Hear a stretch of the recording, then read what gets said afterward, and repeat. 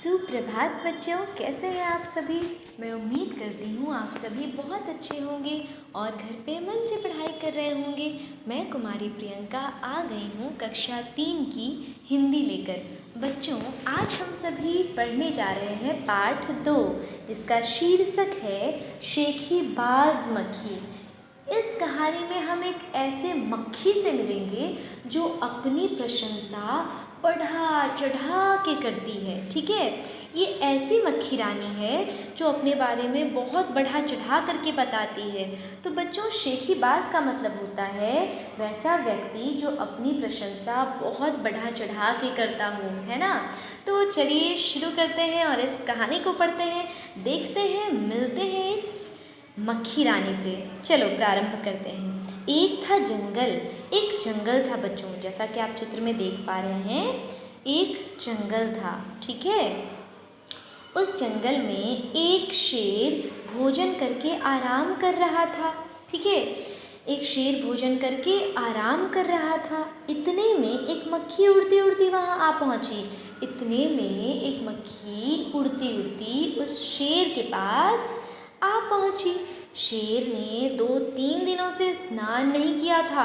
अब बताओ, किसी ने स्नान नहीं किया हो तो मक्खी तो उसके पास जाएगी ही ना बच्चों, है ना।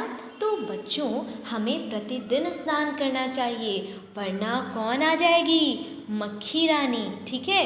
तो हुआ क्या कि शेर ने 2-3 दिनों से स्नान नहीं किया था, इसीलिए मक्खी रानी शेर के कान के एकदम पास आकर के भिन भिन करने लगी, है ना, उसे परेशान करने लगी। शेर को बड़ी मुश्किल से नींद आई थी। शेर को बहुत मुश्किल से नींद आई थी, ठीक है बच्चों।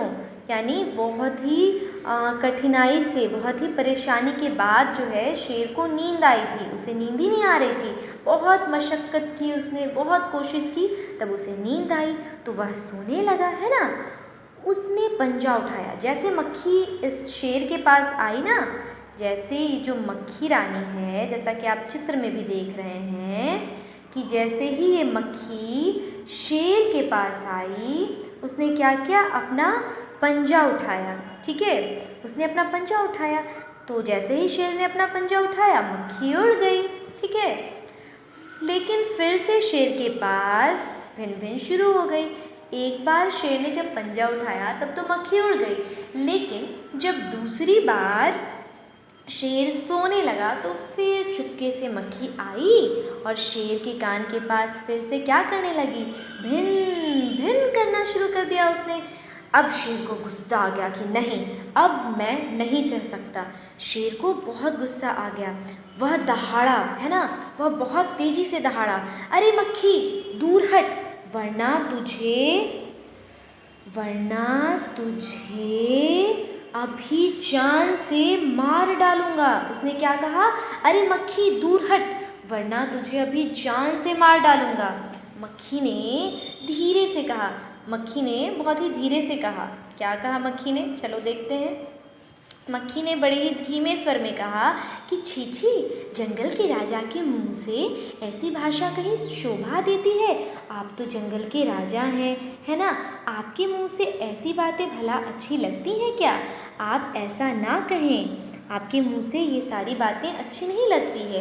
तो मक्खी ने बड़े ही धीरे स्वर में कहा कि आप तो जंगल के राजा हैं, आप ऐसे धमकी देंगे, है ना। आपके मुंह से ऐसी बातें शोभा नहीं देती हैं, यानी अच्छी नहीं लगती है। अब देखो क्या हुआ फिर आगे।